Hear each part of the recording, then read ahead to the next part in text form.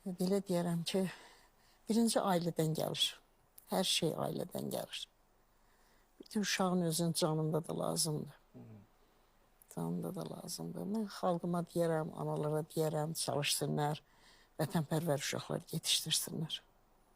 Biz Azərbaycan xalqı hər dəfə vətənpərvər evlatlara ehtiyacı var. Ona görə də vətənpərvər evlat yetişdirmək mütləq lazımdır. Vətən bizimdir, bizim evlatlarımız qorumalıdır. Evlatlarımızı qaçırmamalıyıq.